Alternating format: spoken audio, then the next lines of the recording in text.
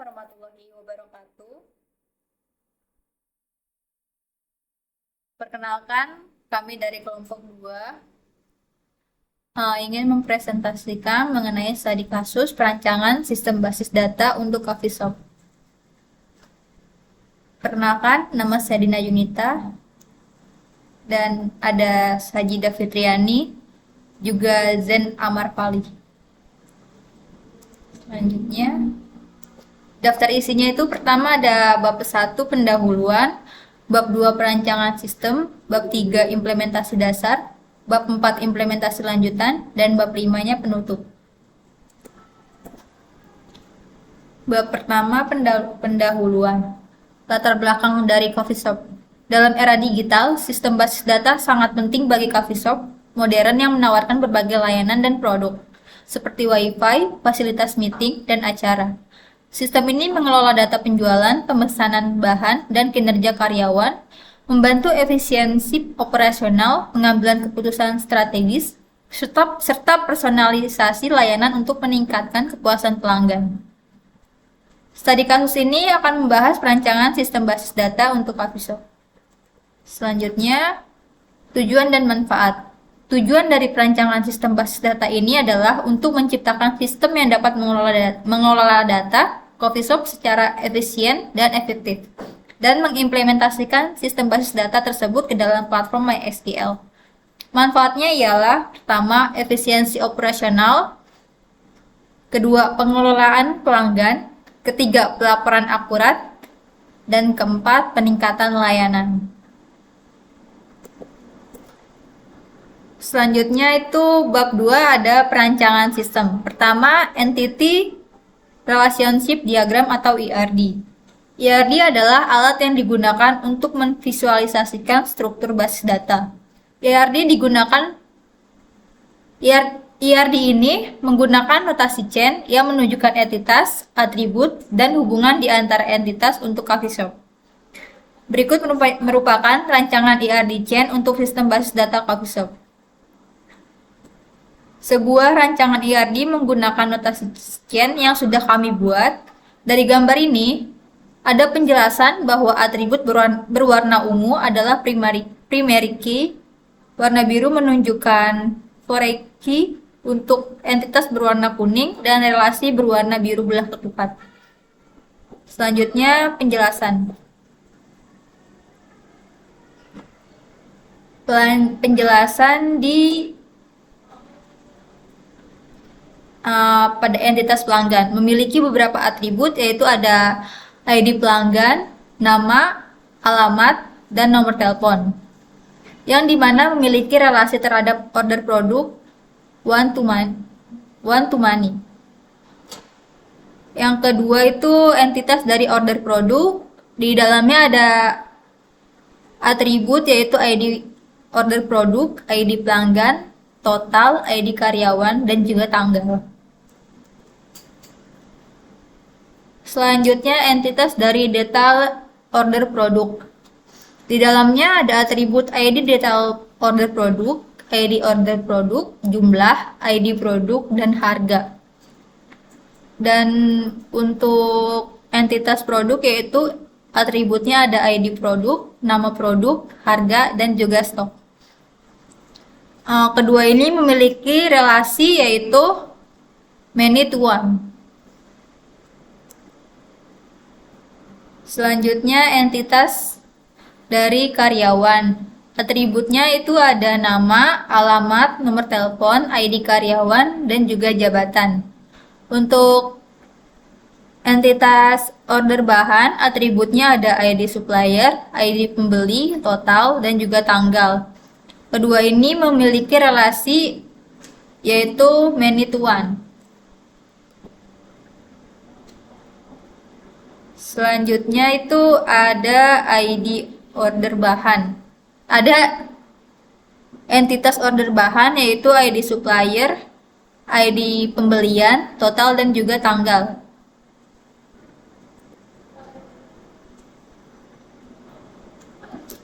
Selanjutnya ada entitas detail order bahan, yaitu di dalam atributnya terdapat ID bahan, jumlah, ID pembelian, harga, dan juga ID detail order bahan. Berikutnya ada entitas bahan, yaitu memiliki atribut ID bahan, nama bahan, dan juga harga. Kedua ini memiliki relasi yaitu many to one. Selanjutnya ada entitas supplier, memiliki atribut nama, ID supplier, nomor telepon, dan juga alamat. Entitas ini memiliki relasi dengan order bahan yaitu many to one. Selanjutnya di perancangan sistem itu ada relational model, merupakan suatu pendekatan untuk mengelola data dalam basis data yang diorganisasikan berdasarkan hubungan antar data. Model ini diperkenalkan oleh Edgar F. Colt pada tahun 1970 dan menjadi dasar dari banyak sistem manajemen basis data yang pada saat ini tuh seperti MySQL, PostgreSQL, Oracle, dan SQL Server. Colt memperkenalkan konsep ini sebagai cara untuk mengorganisasi data dalam bentuk tabel yang dapat dihubungkan satu sama lain melalui kunci. Relational model menekankan pada integritas data, independensi data, dan penggunaan bahasa query seperti SQL. Berikut merupakan relational model dari database Coffee Shop. Dan ini contoh dari relational modelnya ya.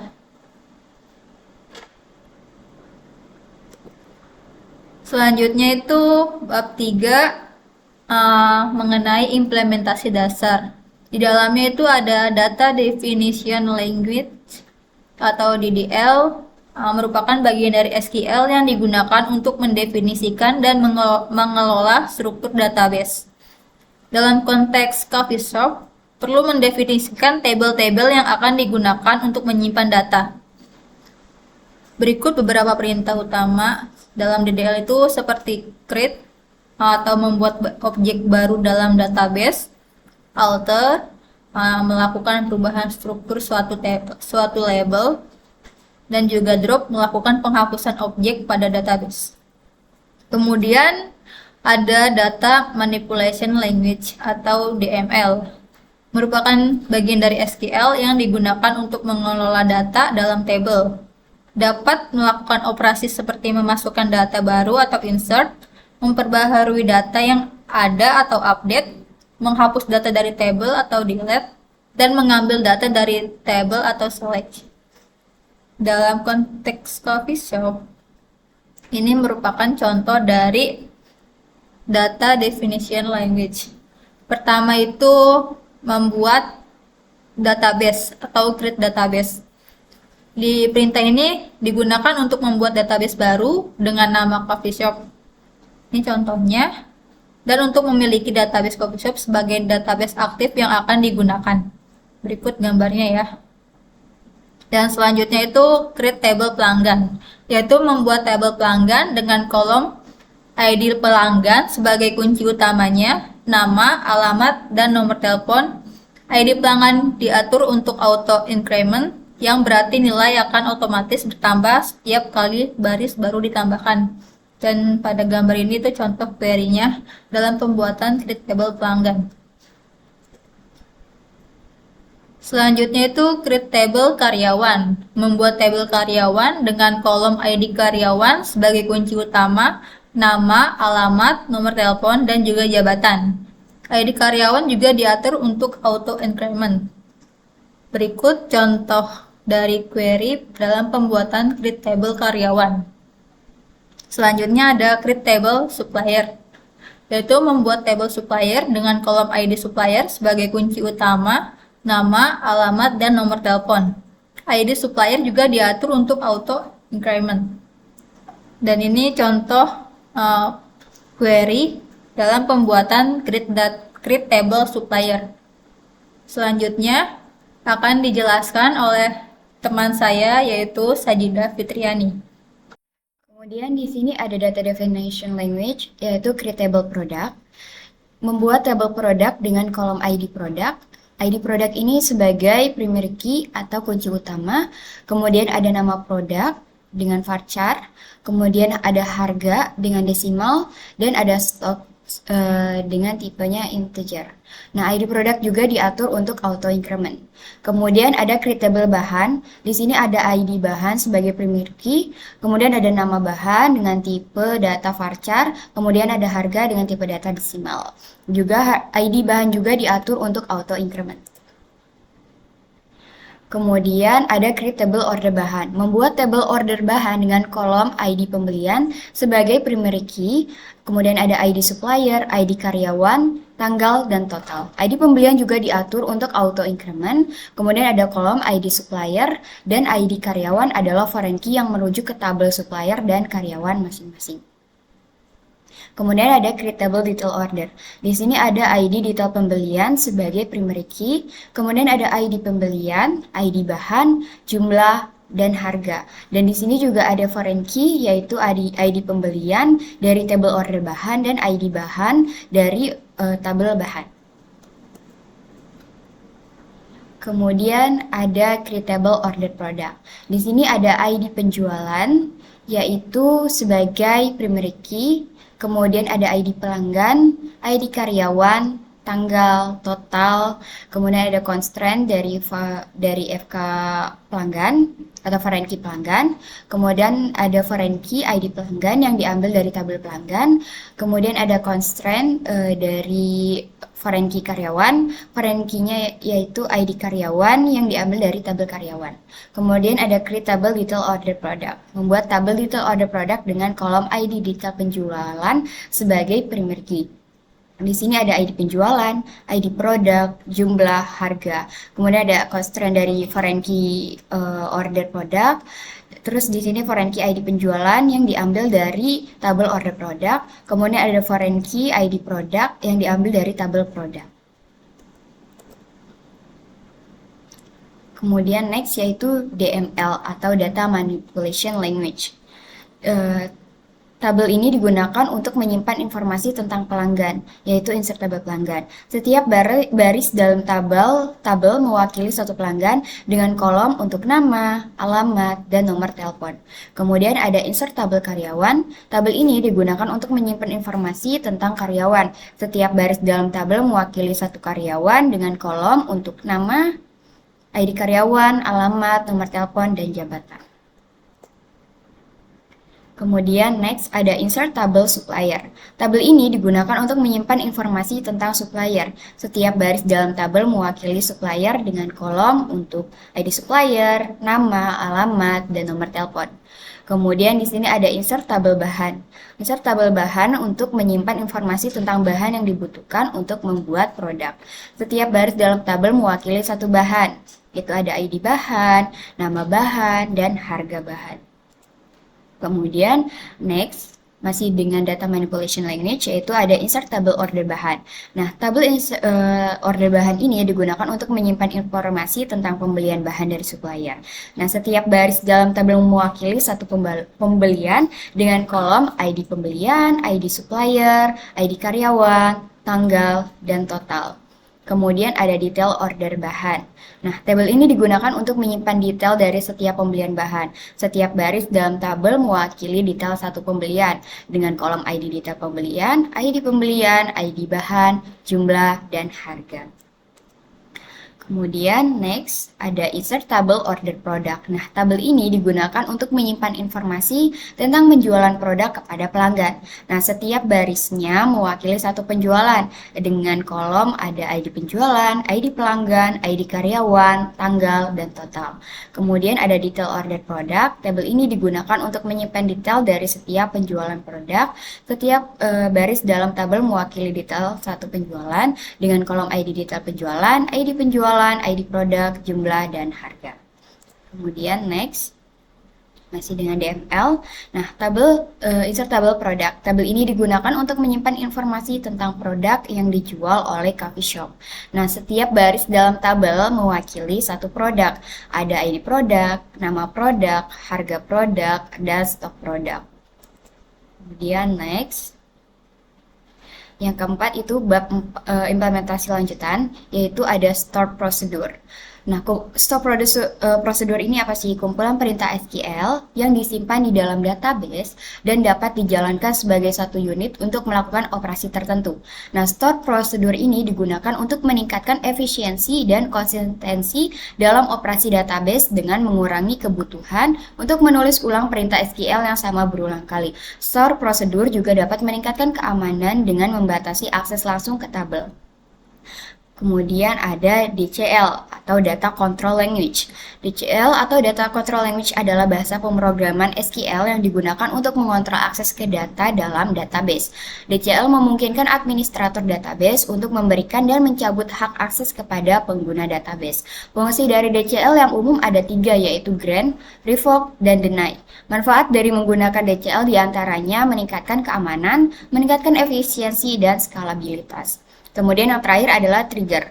Trigger ini adalah perintah SQL yang secara otomatis dijalankan atau dipicu ketika perintah tertentu terjadi di dalam tabel database. Nah, trigger ini digunakan untuk mempertahankan integritas data dan menjalankan logika bisnis secara otomatis.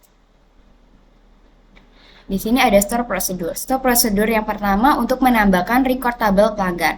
Store procedure ini menerima parameter untuk nama, alamat, dan nomor telepon pelanggan. Kemudian menambahkan data pelanggan baru ke dalam tabel pelanggan. Di sini menambahkan data pelanggan yaitu Rina, Jalan Kebon nomor 10 dengan nomor teleponnya.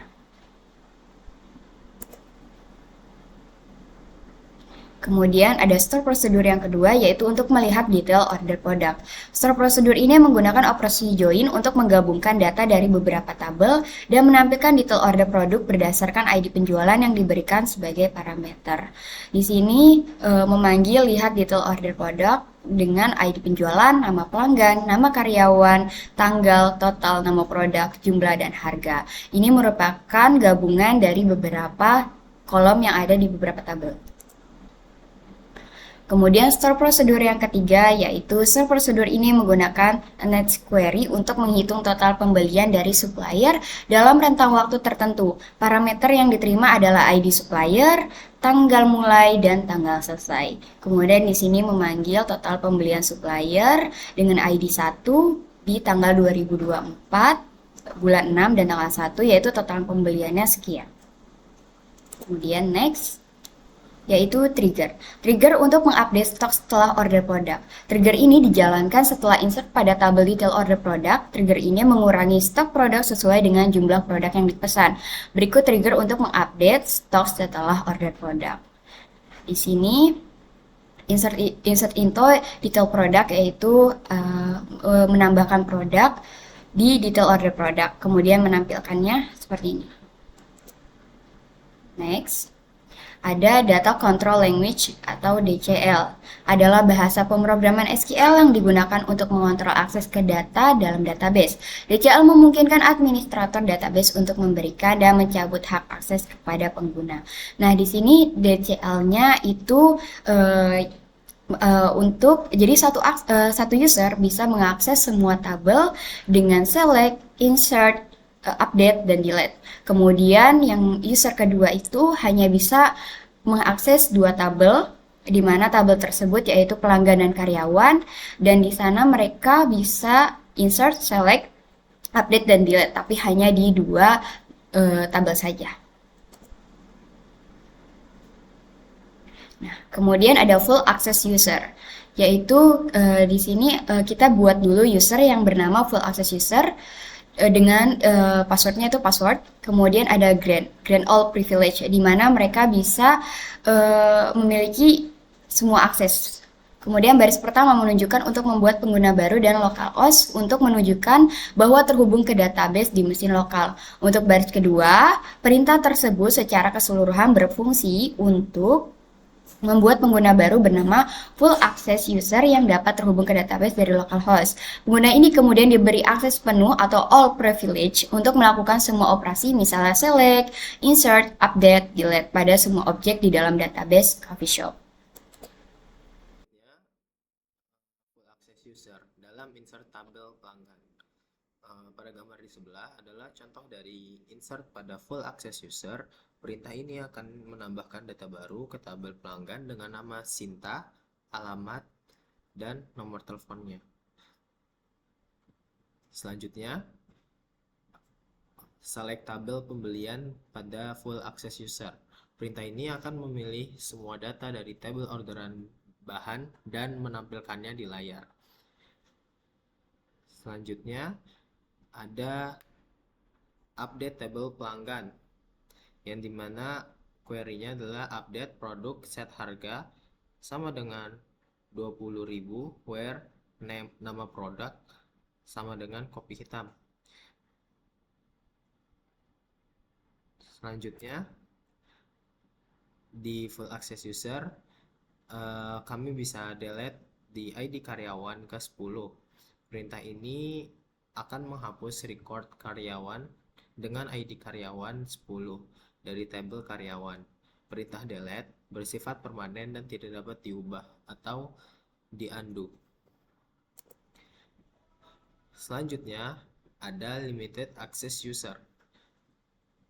Nah, pada perintah sekarang ada create user, limited access user, identified by password, grant select insert, update, delete on coffee shop, pelanggan to limited user. Pada perintah tersebut memberikan akses penuh select, insert, update, delete kepada pengguna limited access user untuk mengelola data pada dua tabel, pelanggan dan tabel karyawan di dalam database coffee shop. Pengguna ini dapat membaca, menambah, memperbarui, dan menghapus data pada kedua tabel tersebut. Selanjutnya, di limited access user, kita melakukan insert tabel pelanggan. Perintah ini akan menambahkan data baru ke tabel pelanggan dengan nama Cika dan alamat serta nomor teleponnya. Yang kedua, kita melakukan select tabel pelanggan. Perintah ini akan memilih semua data dari tabel pelanggan dan menampilkannya di layar, seperti contoh gambar berikut. Yang ketiga, kita melakukan update tabel pelanggan. Perintah ini akan memperbarui alamat record dengan ID underscore pelanggan 1 menjadi alamat baru di tabel pelanggan. Yang terakhir,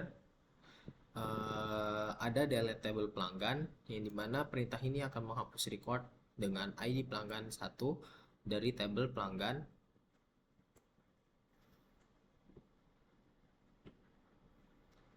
Selanjutnya, ada operasi insert pada tabel karyawan. Perintah ini mirip dengan insert pada tabel pelanggan, hanya saja menyisipkan data ke tabel karyawan dengan nama, alamat, dan nomor telepon dan jabatan. Nah, sekarang adalah operasi select pada tabel karyawan. Perintah ini mirip dengan select pada tabel pelanggan, hanya saja memilih semua data dari tabel karyawan yang ada di database coffee shop. Selanjutnya ada operasi update juga pada tabel karyawan. Perintah ini mirip dengan update pada tabel pelanggan, hanya saja memperbarui alamat record dengan ID karyawan 1 menjadi alamat baru di tabel karyawan. Bisa dilihat dari gambar di sebelah. Pada operasi di tabel karyawan, ini adalah operasi yang terakhir, operasi delete. Perintah ini mirip dengan delete pada tabel pelanggan juga, hanya saja menghapus record dengan ID karyawan 1 dari tabel karyawan. Nah, dari limited access user ini, kami mencoba untuk select selain dua tabel karyawan dan tabel pelanggan. Bisa dilihat dari gambar berikut bahwa limited access user tidak bisa mengakses tabel produk karena tidak diberi akses di awal tadi. Nah, kesimpulan dari mata kuliah ini atau laporan ini, perancangan sistem basis data coffee shop dibuat menggunakan database MySQL dengan Data Definition Language atau DDL, yaitu create database dan create table. Selanjutnya ada data manipulation language atau DML, yaitu insert, select, update, dan delete. Yang terakhir ada data control language atau DCL, yaitu grant. Begitu juga pada beberapa table terdapat 3 produced dan 1 trigger. Terima kasih. Saya perwakilan dari kelompok 2 mengucapkan terima kasih banyak.